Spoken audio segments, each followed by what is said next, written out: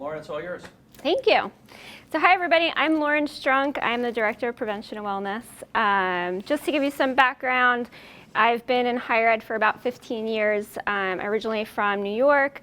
I actually was an athletics advisor for quite some time in Brooklyn. I worked at Long Island University. And then I came over here to be the case manager at FGCU. And now I'm in my current role. So I have a background. Thank you. I have a background in social work. I'm a licensed mental health counselor, but health and wellness is really where my passion is. So thankfully I was able to obtain this new position in 2017, and I've been doing that ever since. Are we good? Yep. Okay. You could just use the mouse as you would a clicker. Perfect. Okay, so as Ken was saying, this training is usually 3 hours. But I tried to shorten it into an hour just to give you some basic information when it comes to assisting individuals who may be having suicidal thoughts. I first wanted to talk a little bit about our athletes and some of their protective factors and their risk factors. So up on the screen, whichever screen you choose to look at, I have 3 protective factors listed. Physical activity, so as we know, physical activity and exercise increases endorphins, it puts us in a better mood, and because our students are doing that on a regular basis, that protects them from having mental health issues or concerns. Additionally, the social connection from being in a team, and the increased level of self-esteem from being good at something, those are all things that we call protective factors. So protective factors can be a supportive family. It could be a safe environment. These are all things that we would consider a protective factor.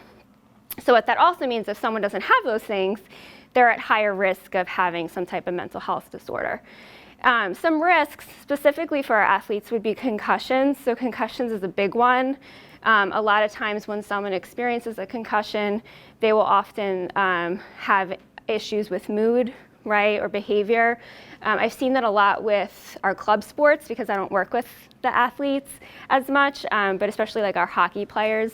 There's been a lot of issues. We've seen a lot of those students withdraw because they're just having some mental health issues related to concussions. And then also injury. So an athlete who injures themselves and can no longer play, that's going to impact their mental health, right? So those are some things that are specific to athletes. Then of course we have things that are specific to our college students. So we know students or individuals ages ranging from 18 to 24 are at higher risk of mental health onset. So that's when you see signs of depression, anxiety, suicidality. That's the typical age range. In addition to that, alcohol and substance abuse. You know, a lot of our students in the college level consume alcohol and drugs, so that can have an impact on their mental health, and then other factors that impact college students in general. But again, these are just specific to athletes because that's who we're talking about today. Okay, so we're going to talk about the concept of talk. So I want to be very clear that when we talk about addressing suicidality or talking about someone who's having suicidal thoughts, no one in this room is expected to solve that issue, right? Or to counsel them. That's not your job. Your job really, or your role, is to get them to a safe person that can do those things. So someone like me, who's a mental health counselor, people at CAPS. So during this entire presentation, I am by no means saying, put your counseling hat on, you're now going to cure this person, because that is just not the expectation. The concept of talk is that it's an acronym that talks about the steps that you will take to keep someone safe, meaning to get them to someone that can help them. All right, so these are the 4 steps. So tell, ask, listen, and keep safe. So the tell is a little tricky because the tell is actually the person telling us, right? So it's not us telling them anything, but it's the things that they tell us to give us an idea that they're having these thoughts of suicide. So on the thought bubbles, you'll see, I feel like I'm out of my mind, I won't be here much longer, the world would be better off without me, I wish I was dead. What are some other tells? What are some things that people verbally will say? Yes? I can't do anything right. Any other thoughts? Sometimes you just say, I just want to kill myself. Yeah, some people are just flat out say, I just want to kill myself. So the tells can actually fall into these 4 categories. So you see actions, you hear talk, you sense feelings, and you learn of life situations. So when we say see actions, what are some things that we see with our eyes of someone who may be having thoughts of suicide? They're alone, they stay by themselves. They isolate themselves. Great, thank you. What are some high-risk behaviors that we may see? Self-harm. Self-harm. Drinking, drugs. Drinking and drugging, driving while drinking, right? High speed, right? So driving at high rates of speed. If I die, I die. Those are actions that we see for someone that either is having thoughts of suicide or they're feeling that hopelessness. Because a lot of times our students will say, I don't think I'll ever actually do something, but if it happens, I'm okay with it. And that's a warning sign. That's something to be concerned about. What about talk? So I think we talked about that, right? I don't want to be here anymore. Everything is going wrong. Sense feelings.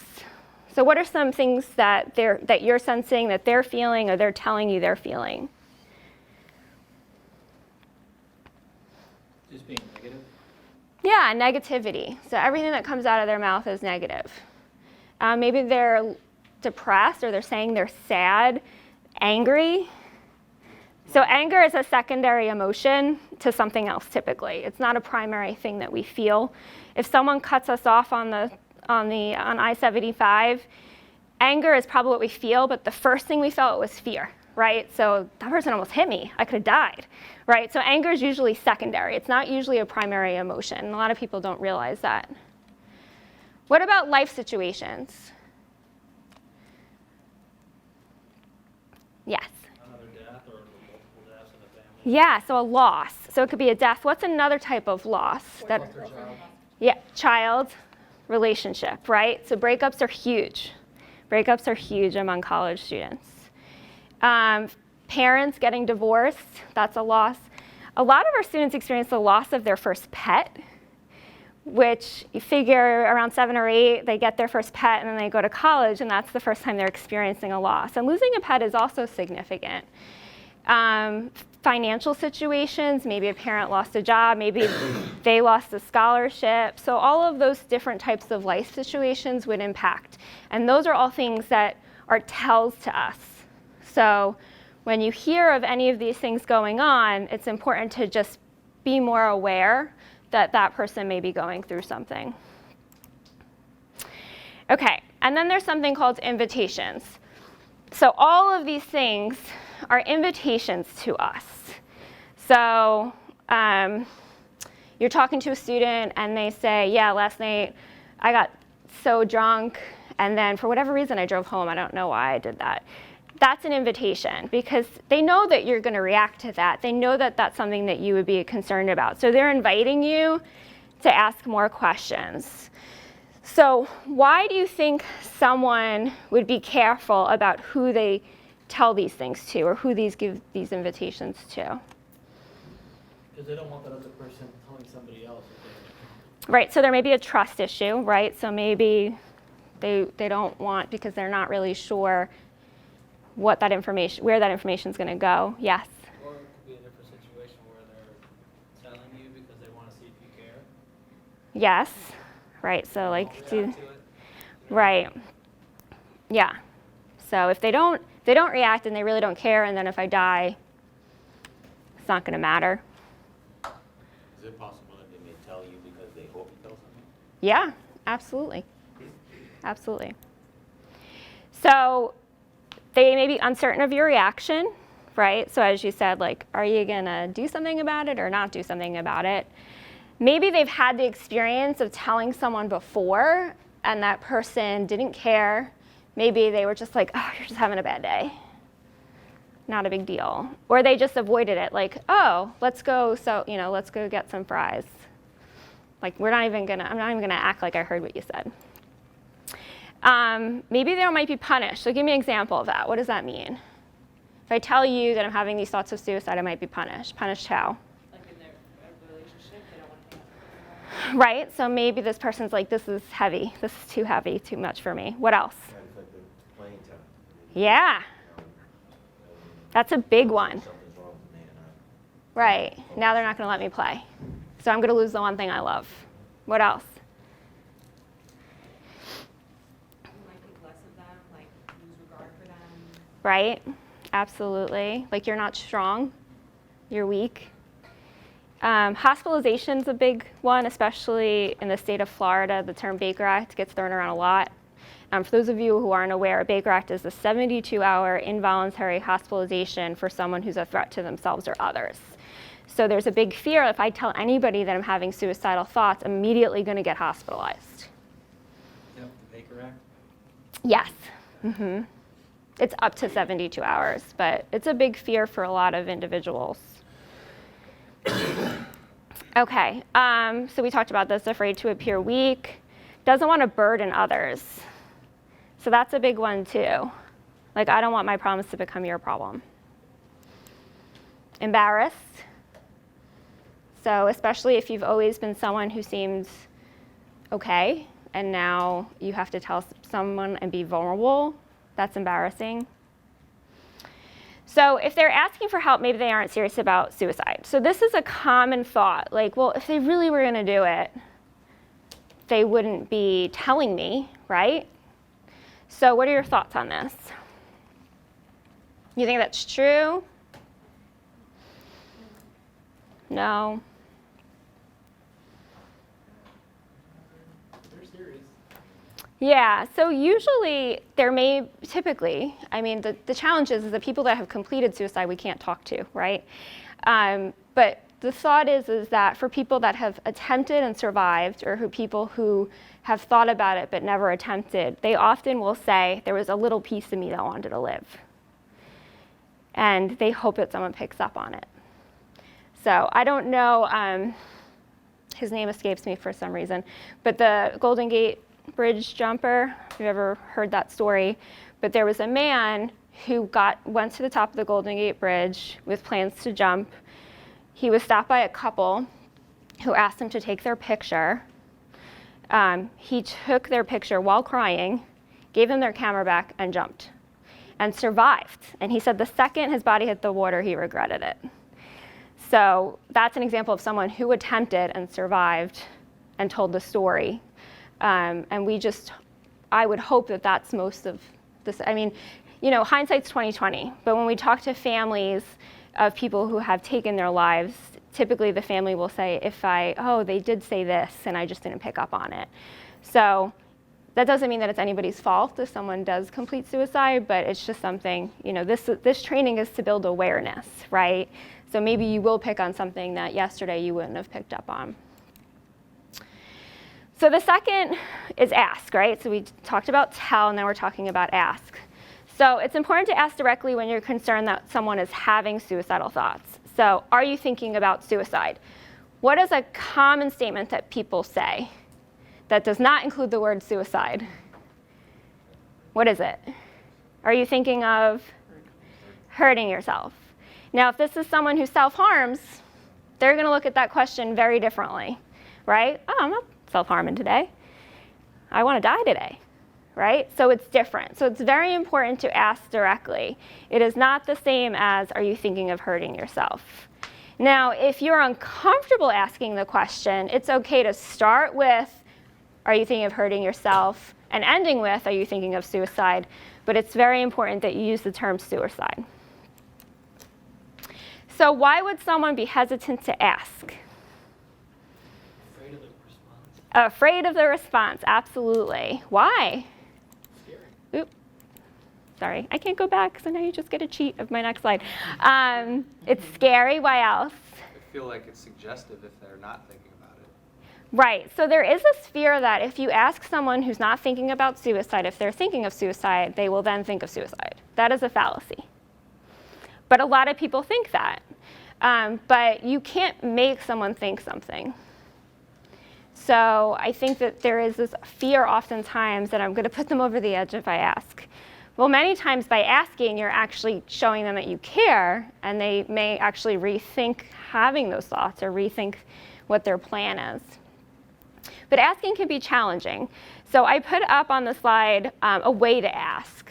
So sometimes when blank they are thinking about suicide. So sometimes when people start giving away their belongings, start drinking and driving, they are thinking about suicide. Give me another example.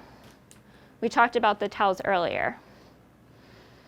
So sometimes when, They isolate themselves. yeah, sometimes when someone starts isolating themselves, they're thinking about suicide. Are you thinking about suicide? And if they say no, then it's no. But you ask, and that's important. And again, most likely you're going to know this person pretty well, so you're going to be able to provide even more better examples. So, you know, I noticed that you haven't been hanging out with the team, or you haven't been going, you know, to so-and-so like you usually do. Sometimes when people start to isolate themselves, they're thinking about suicide. So you can formulate the sentence any way that you like. This is just a way to help you do that feels comfortable. But again, as long as you ask, that's all that matters. So listen, so I'm going to show a video, hopefully it works, about empathy. Because a lot of times when we talk about listening, especially in a situation where we think someone may be suicidal, empathy is very important. So I think before I talk about empathy, we all have a general understanding of what empathy is.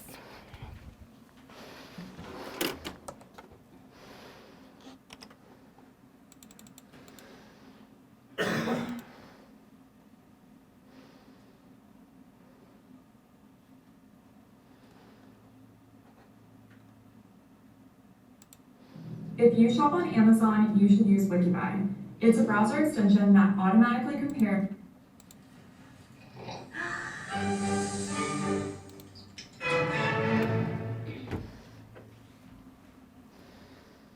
So what is empathy, and why is it very different than sympathy? Empathy fuels connection. Sympathy drives disconnection. Empathy, it's very interesting. Teresa Wiseman is a nursing scholar who studied professions, very diverse professions where empathy is relevant, and came up with 4 qualities of empathy. Perspective taking, the ability to take the perspective of another person or recognize their perspective as their truth. Staying out of judgment, not easy when you enjoy it as much as most of us do. Recognizing emotion in other people and then communicating that. Empathy is feeling with people. And to me, I always think of empathy as this kind of sacred space when someone's kind of in a deep hole and they shout out from the bottom and they say, I'm stuck, it's dark, I'm overwhelmed. And then we look and we say, hey, you climb down. I know what it's like down here, and you're not alone. Sympathy is, ooh, it's bad, no, you want a sandwich? Empathy is a choice, and it's a vulnerable choice, because in order to connect with you, I have to connect with something in myself that knows that feeling. Rarely, if ever, does an empathic response begin with at least. And we do it all the time. Because you know what? Someone just shared something with us that's incredibly painful, and we're trying to silver lining it. I don't think that's a verb, but I'm using it as one. We're trying to put the silver lining around it. So, I had a miscarriage. Oh, at least you know you can get pregnant. I think my marriage is falling apart. At least you have a marriage. John's getting kicked out of school. At least Sarah is an A student. But one of the things we do sometimes in the face of very difficult conversations is we try to make things better. If I share something with you that's very difficult, I'd rather you say, I don't even know what to say right now, I'm just so glad you told me. Because the truth is, rarely can a response make something better. What makes something better is connection.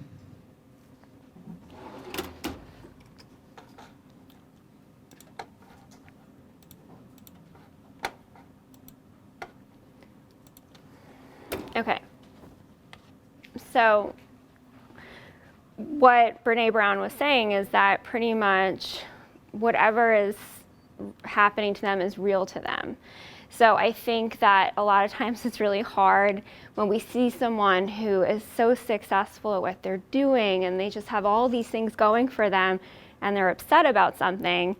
It's hard to relate to that because from your perspective, like, you have everything going for you. What could you possibly be upset about? I don't know if any of you ever watched the video on the University of Penn student who completed suicide.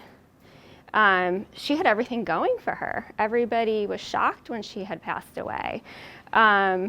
She went to an Ivy League school. She was a really good athlete. She had a lot of friends. So I think in situations like that, especially with our students, they only post what they want you to see, right? So social media is the worst because social media only has the positive stuff. I mean, you're not going to put your world sucking. Most people will not put, things not going well on social media. So it's really important to just listen. And like in the video, it's okay to say, I don't really know what to say right now, but I'm really glad that you told me. Which is hard, right? Because I think a lot of us, want to help and solve, but sometimes just listening is all the student really needs, or the person, because this training does not just relate to students and athletes. It's to anybody, any type of situation that you may be faced with in your life, within or without, outside of this university.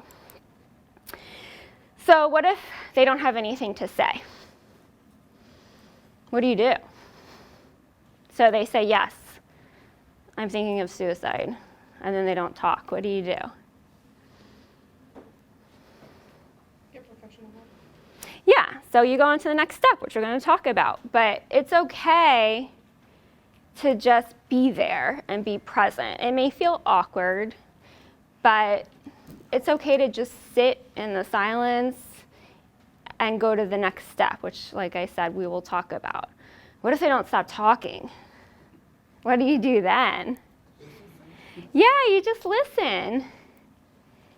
And then you could always finish off with, I'm really glad that you spent this time talking to me about this and that you trust me with this information. Because it's serious information that you may be the only person they've ever told, or you're the only person that ever noticed, right? Maybe they've told people before and no one's really picked up on it.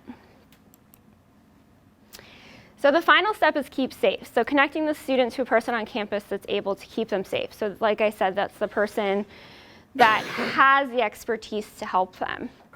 So UPD is on there because you never know where you are. Obviously, local law enforcement is also helpful, and that's because they do have the ability to Baker Act. So if you're ever in a situation where it's an emergency, like there's imminent risk, you would call the police. In a situation where it's more contained, CAPS is obviously a great resource. They have the 24/7 hotline. There's also a suicide hotline, which is up there, the 1-800 number.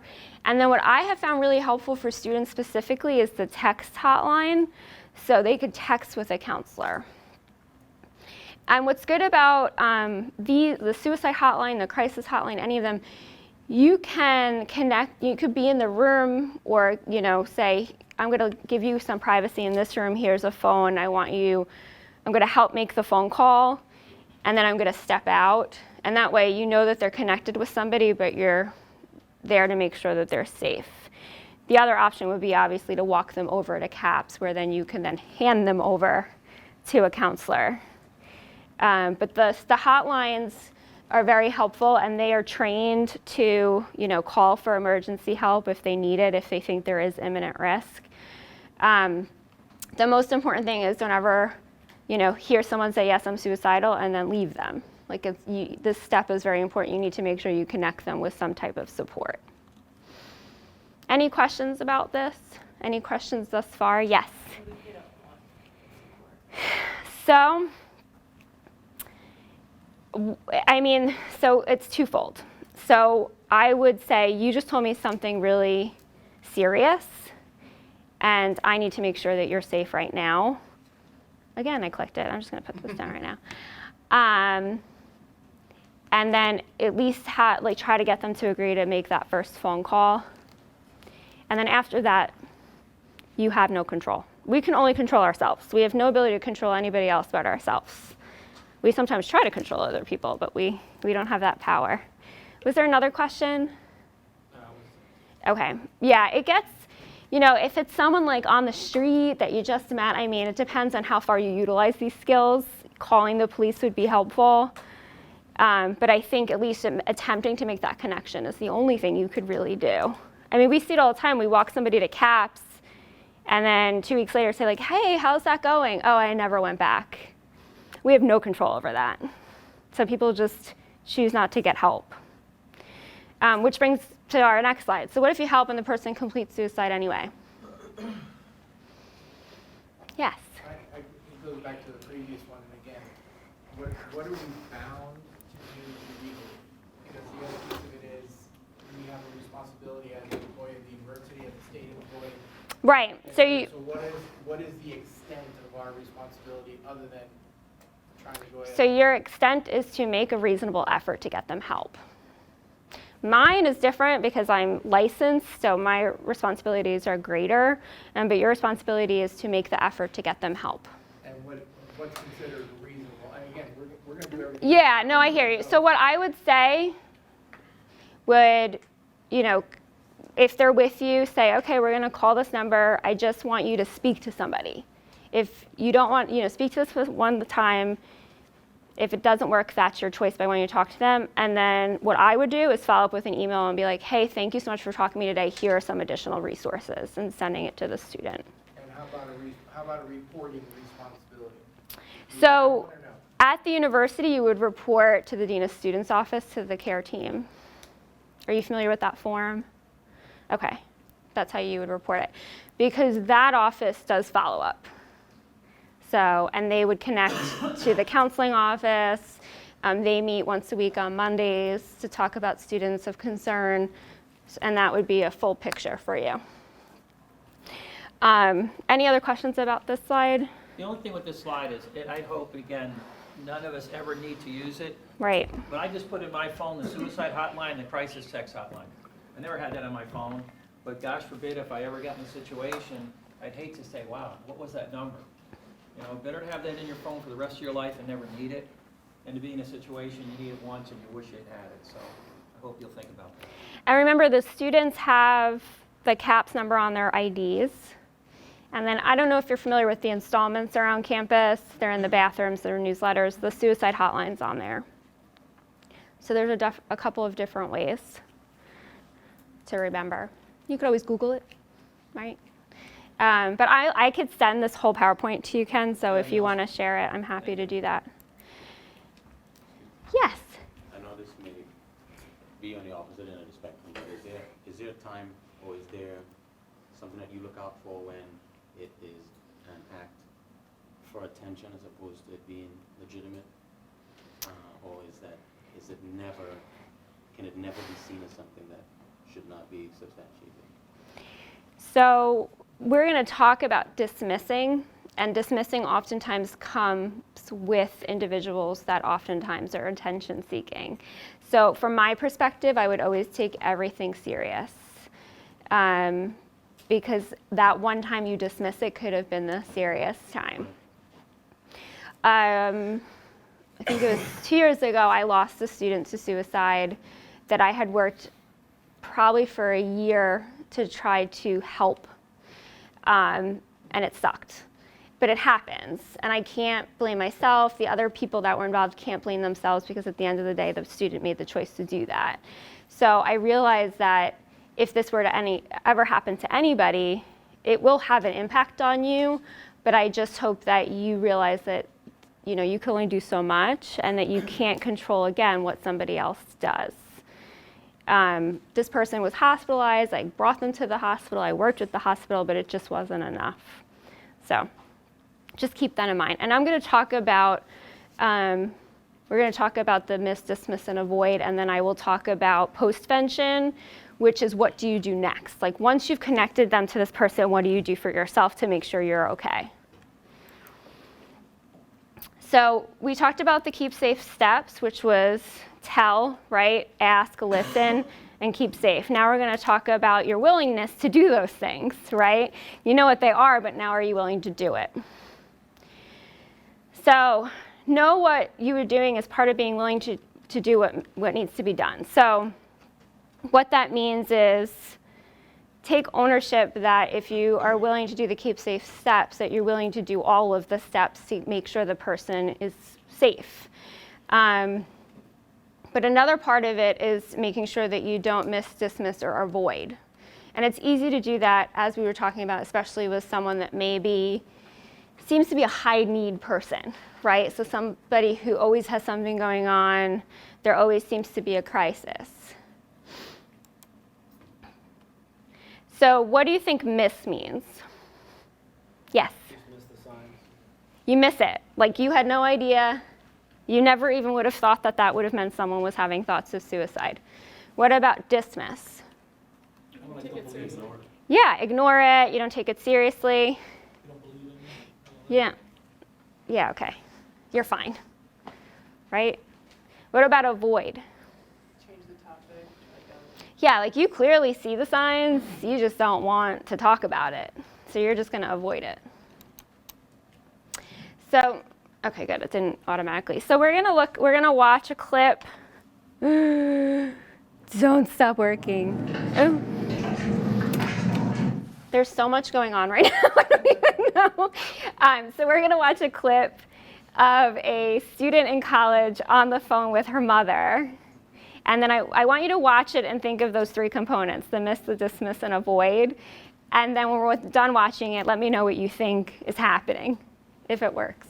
Hopefully it will. It sounded like it was working. These poor people that are watching the video are going to be very confused. Okay.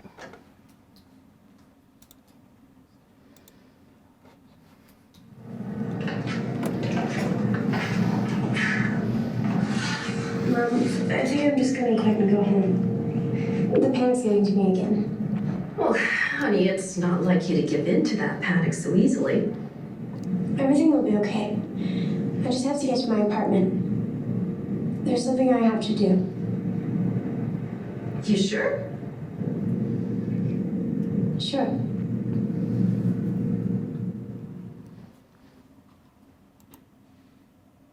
Okay. There's no wrong answer, but what do you think is happening? What is mom doing? I think she missed it. You think she missed it? Okay. I think she dismissed it. Why do you think she dismissed it? Because so you don't normally give in to panic this easy. Right, okay. Any reason why she might avoid it? Fear. Fear, what else? Can't do anything about it because she's not there. Right, where was she? Yeah, at work. How many times have you gotten a call at work from a family member or for a friend? You're like, please, this is not the right time to be talking to me. Yeah, so it's very possible what was happening. It did sound like she was used to her behaving a certain way, right? So this is not like you, so she was dismissing it. Maybe she missed how serious it was, right? All right, let's see. So that would be called the non-alert example. So now we're going to look at the alert example.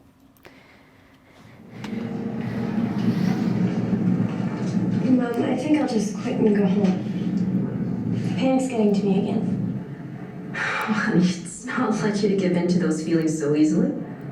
Everything will be okay. I just need to get to my apartment. There's something I have to do. Okay, something about the way you say that just, it doesn't sound right. Please, tell me what's going on. I just can't take it anymore, Mom. Take what? Life.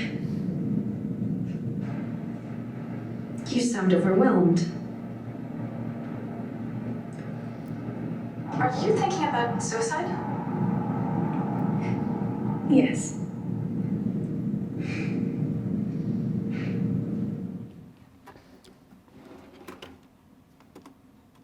Oop. Okay, so before we go into postvention, what would be some next steps? Because as Mike said, they weren't in the same location, right? They were on the phone. So if this was you, you were on the phone with an athlete, they're having thoughts of suicide, what did you say? Call someone that's there with them. Yeah. So it didn't look like she was with anybody. So think about that a little bit more. So maybe, You mean like a roommate or someone? yeah, so like put her on hold.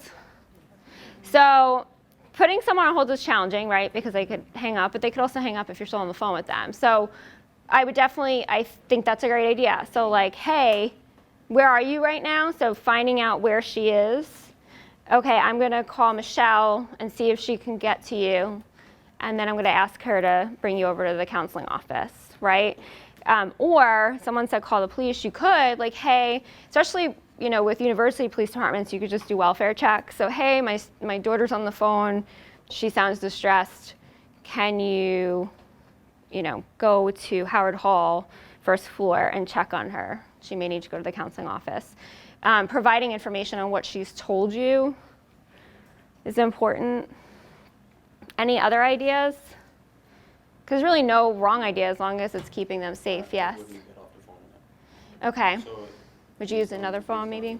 I guess, location, if it were a family member of mine, I Mm-hmm. would stay on the phone and I would go there. And then any subsequent action I'll deal with when I was in their presence. Yeah, so you could do that. If they're out of state, So if they're out of state, that's obviously a roadblock. yeah. So what you may want to do is stay on the phone with them until someone gets there and then, But I wouldn't get off the phone, I would text yeah, a coach. that's a really good idea. While Mm-hmm. they're on speakerphone and let them know that I'm having a serious conversation with X, Y, and Z.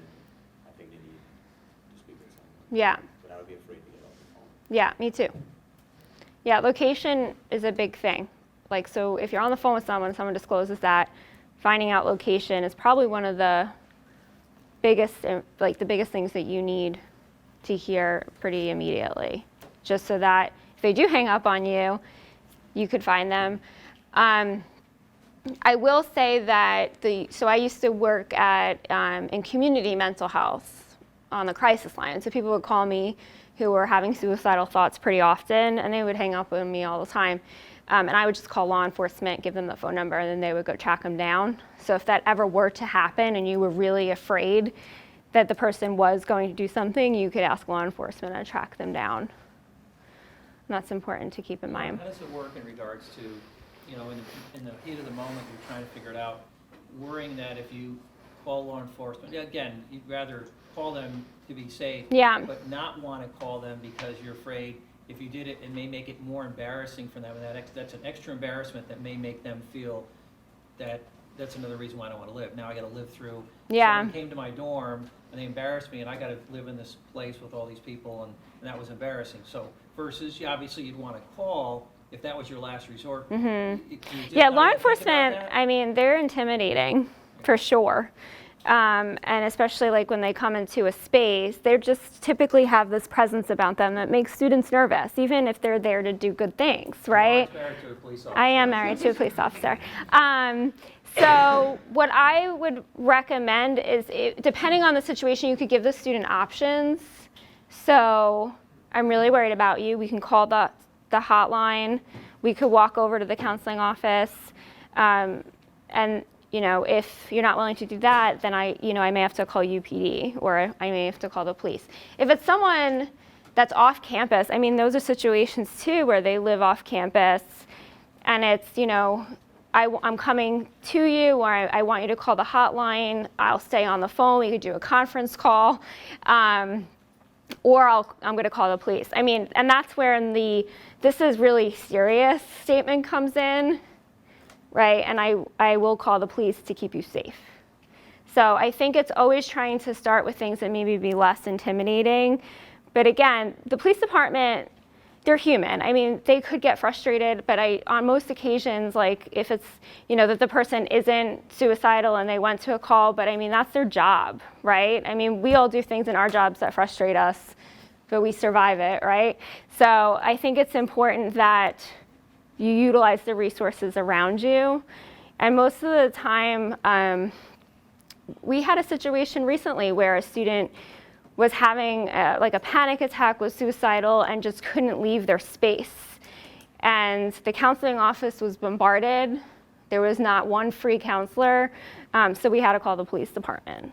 And UPD came, they talked to the person actually was able to calm down, and then they didn't get Baker acted. And then once they calmed down, they were walked over to the counseling office. I was not there, or else I would have tried to calm them down myself. So they are to be a resource as well. I can't speak for out of state, but in the state of Florida, specifically Lee County, Collier County, and our police department, they're all CIT trained, which is a training specifically for mental health issues. So they're all trained on how to handle those types of situations. Any other questions? Yes. It seems to me, hi Lauren, I'm Denise. Hi. Email. Yeah, nice to put a face to a name. Yes, exactly. It sounds like one of those situations where the daughter might have hung up and said, like just broken communication, not answered the phone when you call back, not answered the text. So what do you do I guess you have to call the police. I would call the police, yeah, in situations like that. I would call the police, especially if it's just so you know, if it's someone that lives on campus, the police will always call the housing and say like, hey, we're coming to Osprey, 3rd floor. We received a call for a welfare check. And then housing always comes too, and they'll typically knock on the door because there's more of a familiar face, like the RA or the resident director. So it is a team effort, but I absolutely would call the police. People are afraid to call the police because it's serious, but in a situation where someone has just told you they're having thoughts of suicide and then they hang up the phone, I would definitely call the police. Thank you for that question. Any other questions? Okay. So how do we process a situation like this, whether it's suicide, having suicidal thoughts, or witnessing suicidal behavior? How do you process that?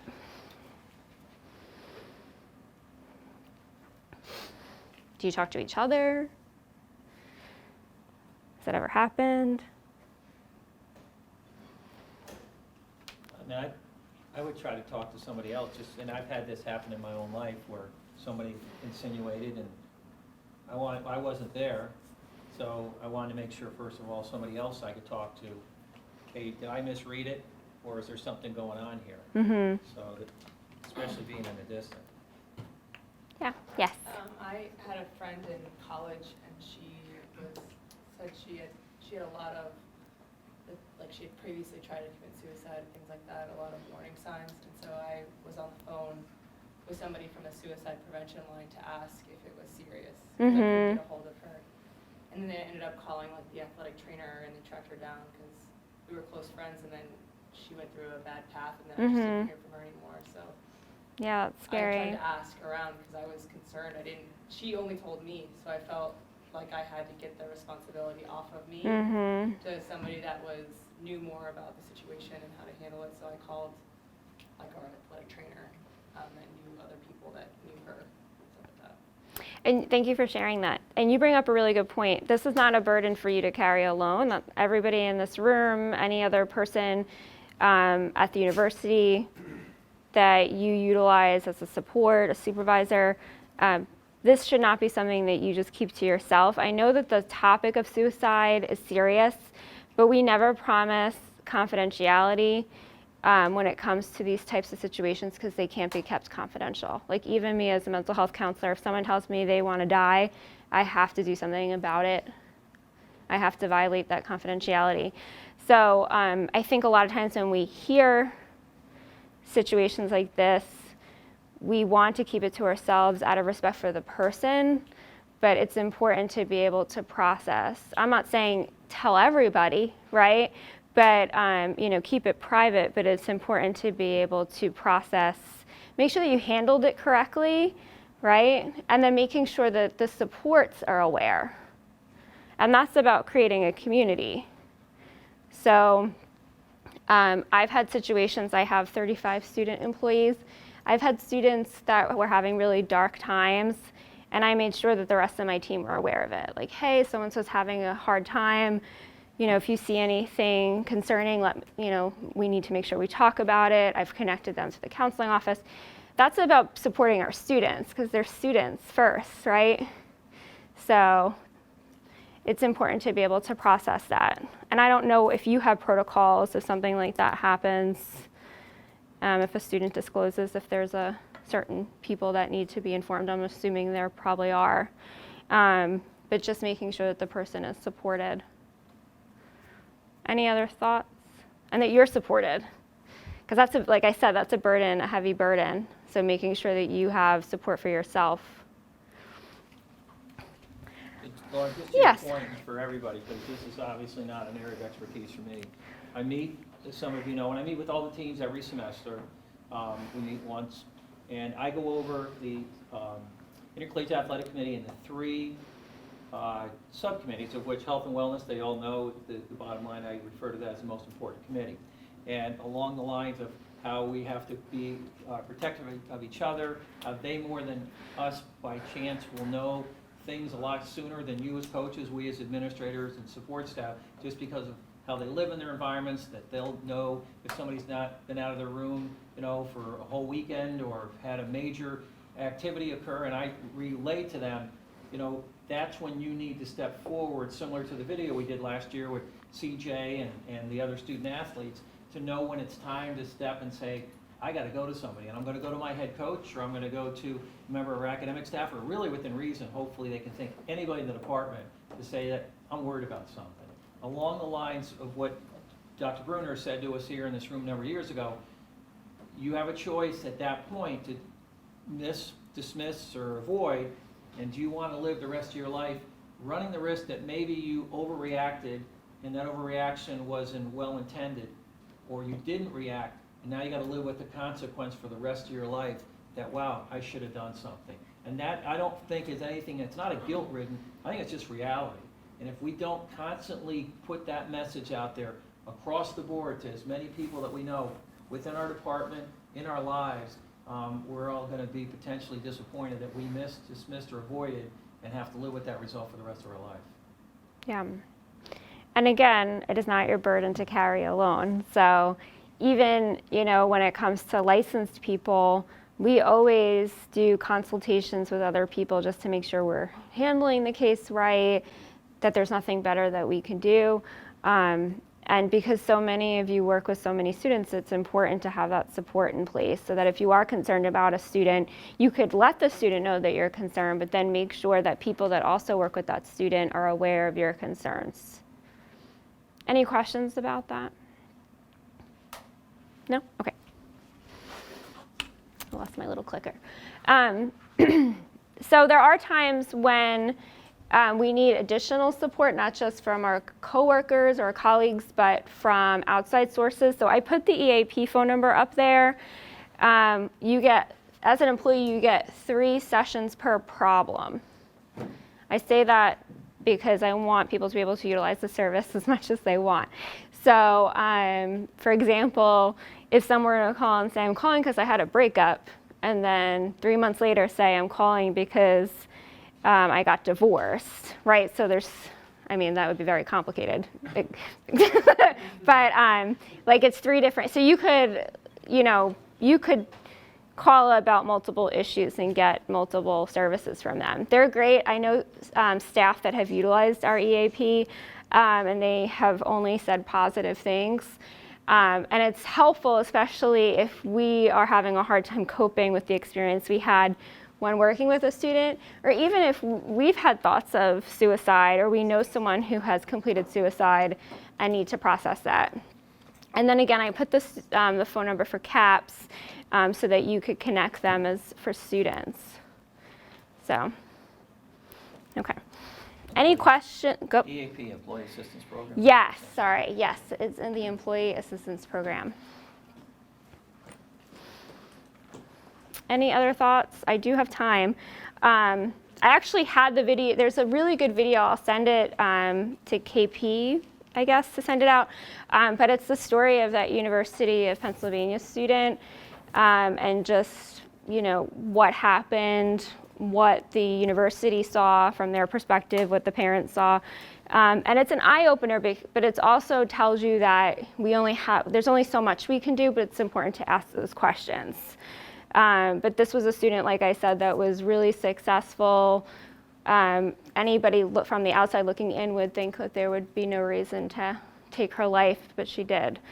So I'm going to hang out because I have more time. It's so funny that I was able to condense this. But I hope that if you have questions that you'll reach out to me. I do have cards if you want to take one. But again, if you have any individual questions that you'd like to ask. Yes? Just a comment, just so everyone in the department knows, I have the confidential on-call schedule for CAPS for all the counselors, and it's updated every month. So if something were to happen outside of hours, I have the person and the number to contact them if we need to go that route. And also too, last year the NCA put forward that all schools have to have an emergency action plan for mental health, and that plan for the first time this year will come back for fall. Will be reviewed with the entire department by the fall. So just some information to put out there. And what's really good about that confidential list is because right now, if a student calls or if you call the EARS line, you'll go through something called like protocol, where it's an after-hours company that has, questions that they need to ask before connecting you to a person, whereas Mike has the list of actual therapists on call. So you wouldn't have to go through the protocol system, which is really helpful. Thank you for that.